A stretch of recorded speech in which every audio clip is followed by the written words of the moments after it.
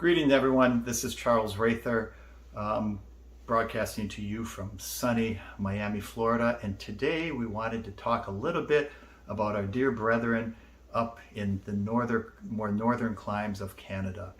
If anybody who's been in South Florida, especially in the Miami area, knows there are a lot of snowbirds here, especially from Canada, and especially in the wintertime. So that's an important part of our client base and working with Canadians. To allow them to spend as much time as they want here in the U.S. and maybe get short-term or even a long-term residency here, in addition to just being able to come here 6 months out of the year without a visa. So what advice do we generally offer our Canadian clients? What is the best option for a Canadian to get a long-term visa in the U.S. or a green card? Now the thing is, fortunately, because of our close ties with Canada, there are some specific visa categories that are available to Canadians that are not available to others. The one that comes to mind is the Treaty Nation one, TN for short, and that is available to a list of people for specific occupations that if they have employment here in the U.S., that it's relatively easy for them to be employed here in the U.S. without having to go through latest labor certifications or the H-1B lottery process and stuff like that. So if you've got an employer in the U.S. and you can fit in one of those prescribed job occupations in the list for treaty nationals, you've got a pretty straightforward case. Now, a lot of people might not have a job that meets one of the occupations listed in this list, or they're looking to come to the U.S. to retire and relax and not work. So what do we do in that case? I would say in the vast majority of situations involving our clients from Canada, now this is a very broad generalization and there's of course exceptions, but I would say probably the majority of Canadians, we tend to use an E2 visa just because it's relatively easy, very few denials, and to be honest, I don't think in 15 years of practice, I don't think we've ever had a denial for a Canadian. So that alone speaks a lot. So what is an E2 visa and why is it maybe better than others?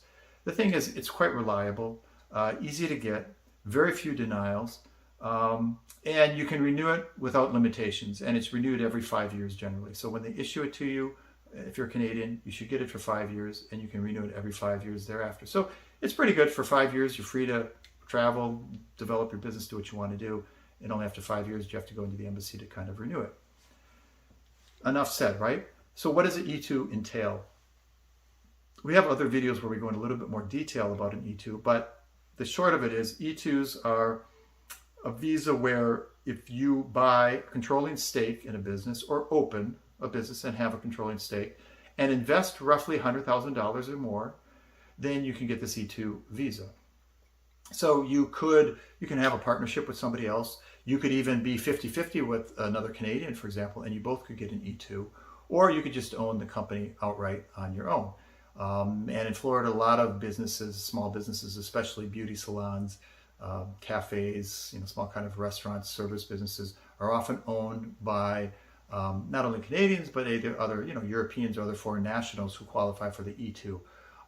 Like I said, it's just a very easy visa to get. It's not a long-term commitment. A lot of people, say Canadians, they want to be able to come here for more than just 6 months each year, maybe 9 months, stretch out their season here. And it's relatively easy. You could buy an existing business. You can be a passive owner.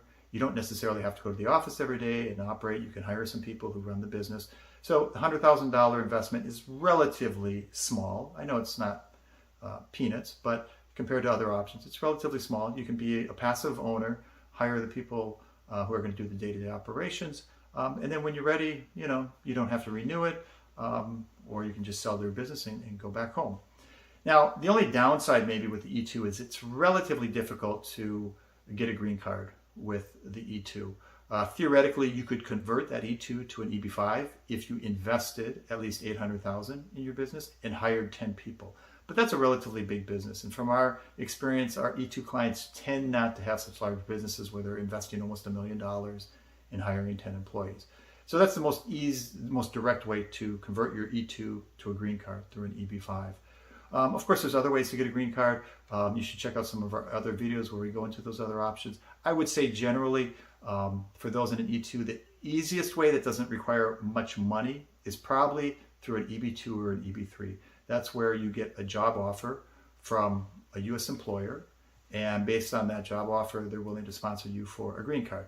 Now, again, if you're not interested at all in working, you may be, looking forward to your retirement or already in retirement, then that option might not be so good for you. So sign up for a consultation with us. We can go through your particular situation, what goals you have, and try to work out the best strategy for you. Leave any questions you have here in the comments, sign up, subscribe to our channel, and look forward to seeing you next time.